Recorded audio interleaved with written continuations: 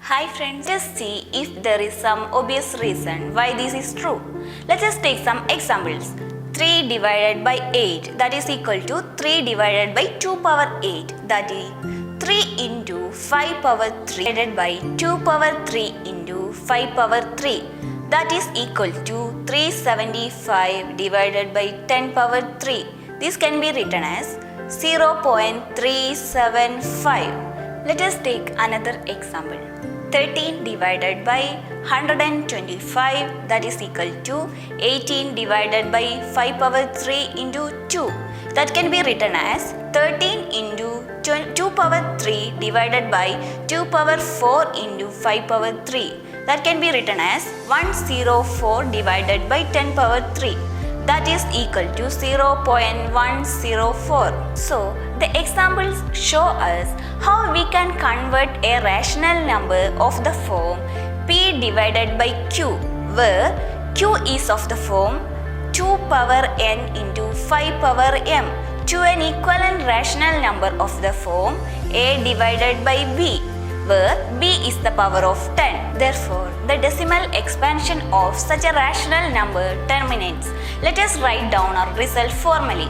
Let x equal to p by q be a rational number such that the prime factorization of q is of the form 2 power n 5 power m, where n and m are non-negative integers. Then x has the decimal expansion which terminates. Next, we can move on to the rational number whose decimal expansions are non-terminating and recurring. Let us take an example. 1 divided by 7.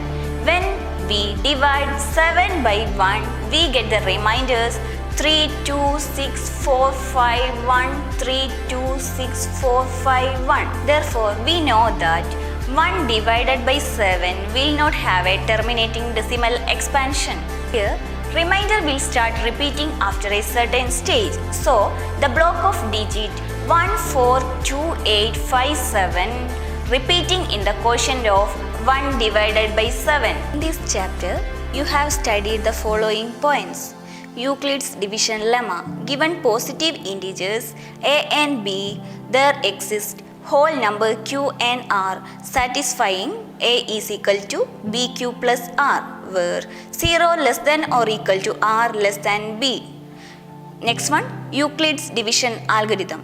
This is based on Euclid's division lemma. According to this, the HCF of two positive integers a and b with a greater than b is obtained as follows. Step 1. Apply the division lemma to find q and r, where a is equal to bq plus r, 0 less than or equal to r less than b. Step 2. If r equal to 0, then HCF is b. If r not equal to 0, apply the Euclid division lemma to b and r. Step 3. Continue the process till the remainder is 0. The divisor at this stage will be HCF of AB. Also, HCF of AB is equal to HCF of BR. The fundamental theorem of arithmetics. Every composite number can be expressed as the product of primes, and this factorization is unique apart from the order in which the prime factor occurs. If p is a prime and p divides a square, then p divides a, where a is a positive integer. To prove that root 2, root 3 are irrationals, let x be a rational number whose decimal expansion terminates. Then we can express x in the form of p by q, where p and q are coprime, and the prime factorization of q is of the form 2 power n 5 power m, where n m are non-negative integer.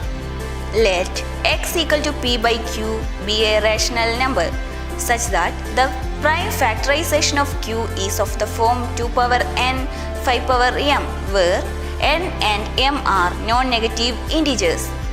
Then x has the decimal expansion which terminates. Let x equal to p by q be a rational number. Such prime factorization of q is not of the form 2 power n 5 power m, where n and m are non-negative integers. Then x has a decimal expansion which is non-terminating, repeating. Did you understand this chapter? Okay friends, bye.